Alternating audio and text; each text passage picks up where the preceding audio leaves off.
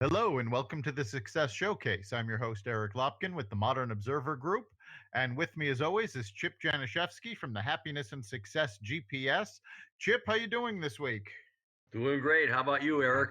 Doing fantastic. It is an I believe it's our last un August yeah, presentation here. yeah, we're ending up August and it is unseasonably cool, which I find fantastic. Weather up in New England is absolutely amazing for this time of year. So hopefully you're getting a chance to enjoy it. Yeah, kind of reminds me of my old vacations that we used to take in the Adirondacks back in the 90s, and they were always at the end of August, and this is the kind of weather we get every day. Of course, I don't have a hot top on my deck like I did at the house I was staying with there. Well, we can't have everything, you know. But for those of you out there that do have cool weather and hot tubs, go enjoy it, you know. Invite us over. Right. Live podcast. So today we're going to talk about the process of making better decisions. You know, we all make decisions every day. And, sometimes we're not making the best decisions. So, how can you improve the process so that you're making better decisions and getting more out of it? Yeah, And there's obviously this is a very, very wide open subject, but a lot of it goes back to personal development, finding your purpose and why, and things like that. But there's obviously different things that you can look into. And I read one article that talked about activating the four pillars of wealth. Basically, when you're looking to do that, there's motivation. And obviously, that's when you become what motivates you. You can consciously choose what you got to do. Second one is decision making, which we're talking about today. And then we have creativity and awareness.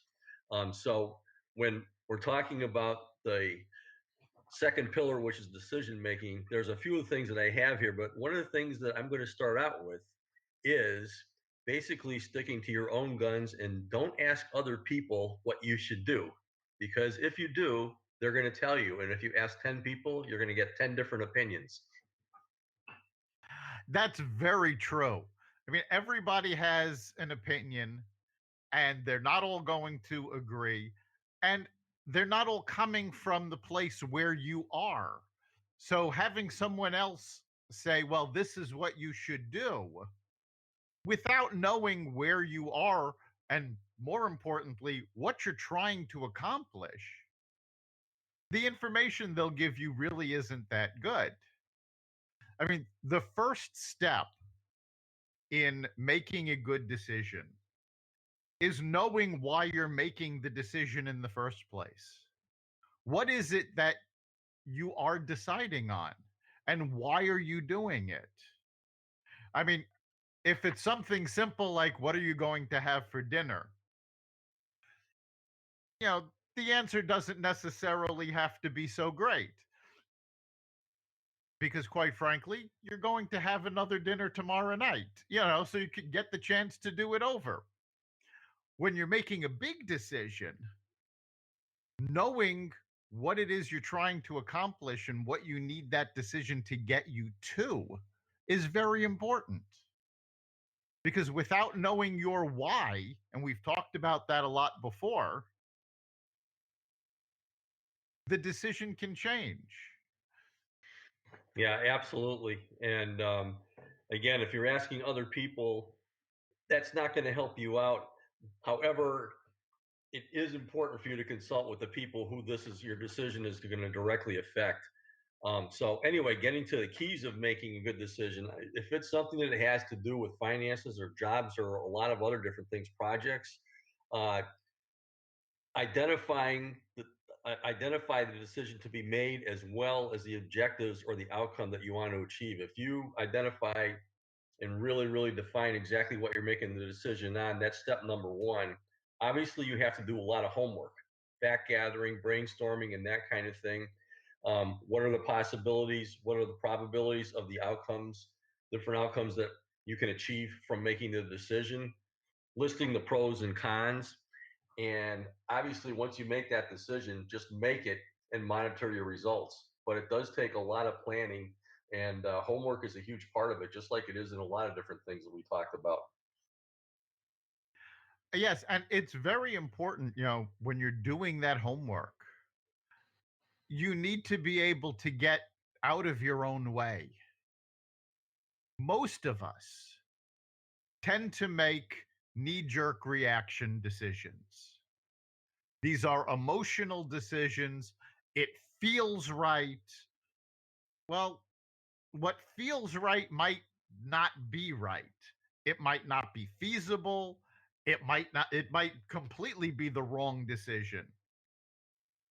Getting past your own emotions and sitting down to do the research and do the homework you need to do is crucial to making a good decision.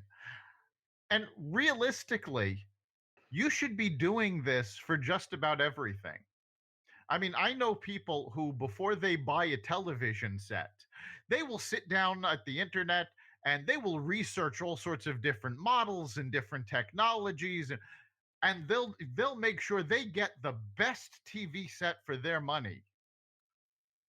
But Yeah, when it comes to making a decision about your health, seat of the pants, don't even bother doing any research. You really do need to do this research and do the homework before making important decisions. And as I've just illustrated, the first step in this is identifying what an important decision is. yeah, absolutely. One of the things out there, obviously, research is great, but sometimes you get too much in the research and it's overkill. And the bottom line is, uh, one article said, for starters, you might think you'd be better off if you just had more information about the choices at hand. In a lot of cases, you don't need that information. You'd be wrong. The bottom line is that the TMI, too much information, is getting tougher and tougher now more than ever. And again, it gets back to the core things. It's, what are you feeling on the inside? What are your gut feelings about things? What are your strengths? And the other thing is, one of the things that too much research will do is make you procrastinate until you don't make a decision at all. So the bottom line is, get enough information, make a good enough decision, then just go do it as we talked about it. Monitor the results, and you can always adjust. Yeah, we've talked about the problem with too much information before. We refer to it as analysis paralysis. You're spending so much time doing research that you're not actually making the decision or taking action. And you do have to be careful about that. The other thing to remember is that you probably have more information than you realize. And I'm going to refer back to, we've mentioned this in the past, the book Blink by Malcolm Gladwell. And that entire book is about how, in a split second, you're actually taking in a lot more information than you realize. And a lot of it goes to your subconscious, but you have access to all of it. So you don't necessarily have to jump in and do tons of research, maybe just enough to remind you about what you already know. Yeah, the bottom line is, you don't need more information, but what you do want to do is hone in on exactly what you're trying to accomplish so that you can get the right information without going all over the place. You got to focus on exactly what you're trying to accomplish. Right. And once you've got that down, the decisions should be much easier. Because again, you know, to take a quote from Yogi Berra, if you don't know where you're going, you might not get there. You need to know where you're trying to get to before you make the decision. Yeah, absolutely. And in a lot of cases, some people say don't fly by the seat of your pants, but feelings are not the enemy in all cases. The bottom line is, it says for simple choices, definitely use your raw brain power. For complex choices, you really got to trust that intuition, because it's something you're going to be living with really, really solidly afterwards. So you have to take that into consideration. Yes, any complex decision. especially something that's going to affect the long term. When you go with your gut, again, I refer back to Malcolm Gladwell's Blink. What your gut is processing is all of the stimulus that you've taken in. So, all of the information that you've heard, seen, you might not be consciously thinking about it, but following your gut, you're going through all of that. Yeah. That was actually the next point that I was going to be talking about is trusting your gut. And the bottom line, it says if you're not sure if you're an expert, that's what you should trust as your gut. And one of the things that it recommends that you should do is actually keeping a decision diary in how you made your decision. And it will probably prove out that trusting your gut is a very, very good way to go just by keeping a decision diary and how you made those decisions. Yeah, that's an excellent um, piece of advice. When you know that you've made good decisions in the past, and if you're keeping this diary, you can look back and go, oh, yes, this was good, this was good. You can actually see the processes that you used to make the good decisions as opposed to the bad decisions and follow through with that. One point that I really love too that can guide you in this. It says, if you forget everything else above that we just talked about, what one thing should you remember? Just ask yourself, what advice would I give to someone else in this same situation? In other words, the outside perspective, taking all of your thoughts and feelings out of it. That sounds like a pretty good process to go through too. Oh, absolutely. I mean, how many of us, when our friends are telling us about a problem, you tend to go, oh, well, do XYZ. But if you're going through that same problem, oh, you can't figure it out. It's incomprehensible. It's because you're too close to the decision. Backing away from it and taking an impassionate look at it is a fantastic way to make the decision easier on you. We Yeah. all tend to look at these things like, oh my God, it's so difficult now because we're looking at it as I'm going to have to live with this for the rest of my life or, the next 6 months or however long this decision is going to affect you. And you start thinking about all of the ramifications of that. And that sort of takes you away from making the decision itself. So being able to take that step back is very important. Yeah, we've talked a lot about changing the word but to and going through that exercise. Most of the time when you're thinking about making a decision, you're getting closer, all the buts come up and you think of the reasons why not. It's just human nature. But if you step outside and you're the person that's actually helping the other person, you're getting more, you're going to take the positive role. It's almost like role playing with yourself and you're turning all the butts into ands as far as why you should be doing it and what the positives are that can happen from that. So it's a really fantastic exercise to do. And obviously, if you're not going through that, anytime you are coming down with the butts, make sure you have a column for ands when you're doing your homework as far as what the positives are for making that decision. Yes, you always need to focus on the positives as well as the negatives. You're not just looking at drawbacks, you're looking at opportunities. So whenever you make a decision, particularly important ones, you're essentially saying, well, what opportunities do I have coming from this decision? And what are the drawbacks? And you do need to take a look at both of them. And one of the things I came across, when researching this week is that one of the things that keeps us from making a good decision when you're looking at those pluses and minuses is overconfidence. You may see all of these fantastic opportunities if you make this decision and you have the confidence that, oh yes, of course I can do these things. But if you're overconfident and you can't actually accomplish these things, that has a major impact on that decision. Yeah, So, that's what you really got to analyze what your true talents are and what your true strengths are. so that you don't get caught in that trap. Yeah, having a good idea of what you can and cannot do. And if you can't do it, do you know people that can, that will work with you? You know, these are things you have to figure out when you're making these major decisions. It's a lot of fun as far as getting into this. I mean, one of these things you talk about, I had to get reacquainted with the left side and the right side of the brain because I didn't know exactly which is which. So I have it written down this time, so I'll remember it forever until I forget it again. But your logical side is the left side, and that's the empowering side. But you got to use your emotional intelligence, which is your right side, and especially the more critical the decision is, you have to bring both of those in there. But again, you got to concentrate on what the possible benefits are instead of just doing the negatives. So you got to think this whole thing through.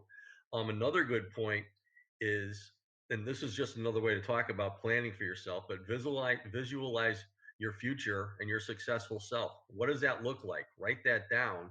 How are you going to get there? This is a great exercise to put on a piece of paper. And obviously, you have to recognize the power of all the decisions that you make and who they're going to affect and how they're going to do that.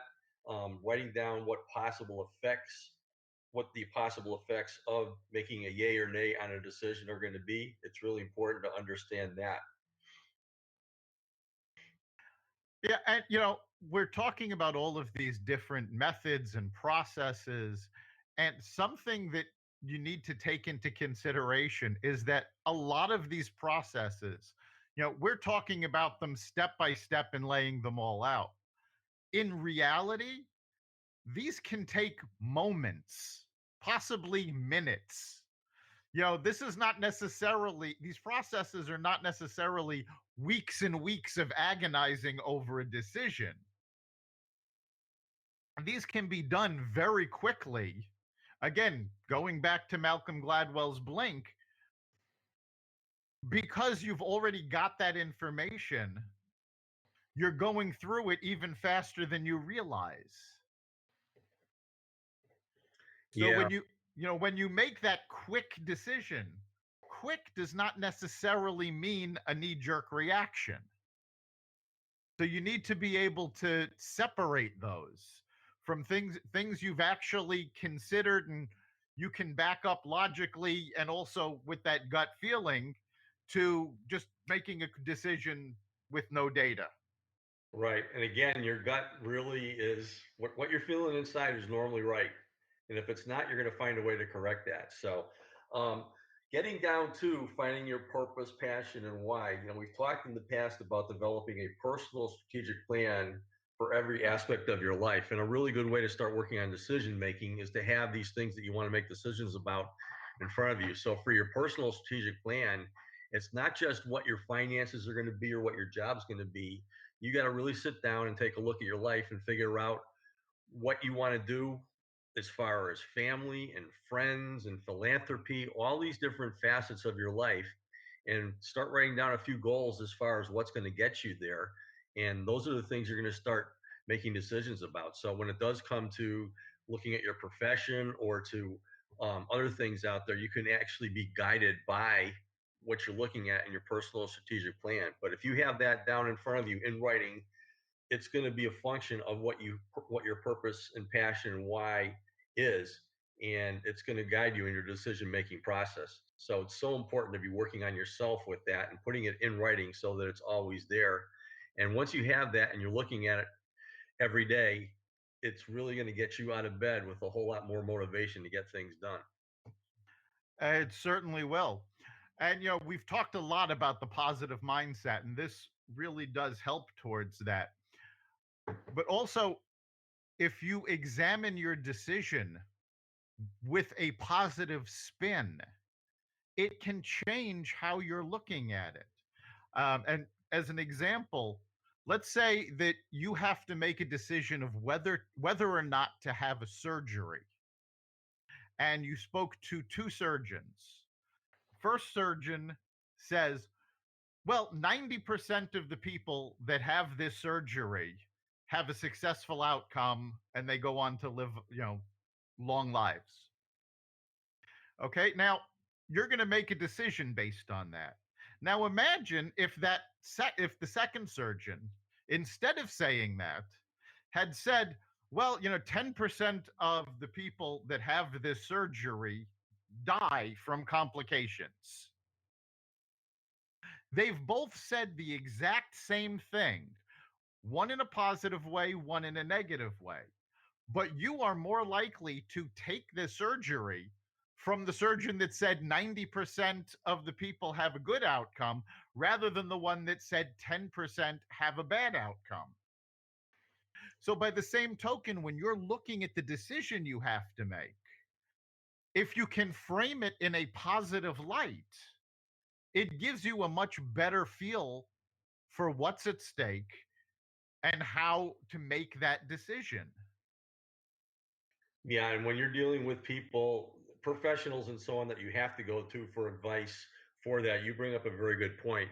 Go with the positive people out there. There's a lot of people that just talk negative, negative, negative. We call them energy vampires, and they're always bringing up what the negative possible consequences are. And probably the reason they do is because they have a lot of them themselves because of their general attitude towards things. So it's really, really important to take a look at the positive side of things. I mean, I was reading an article that's an older one, and it said life would be a lot easier if we just knew how to make good decisions. But research shows that a lot of us will make bad ones. And this goes back about 10 years. But even back then, more than half of teachers quit their jobs within 4 years. Um, in their jobs, studies showed that when doctors reckon themselves completely certain about a diagnosis, they were 40% wrong at the time. We just talked about that. And this was back in 2009. Did you know that in 2009, an estimated 61,535 tattoos were reversed in the United States?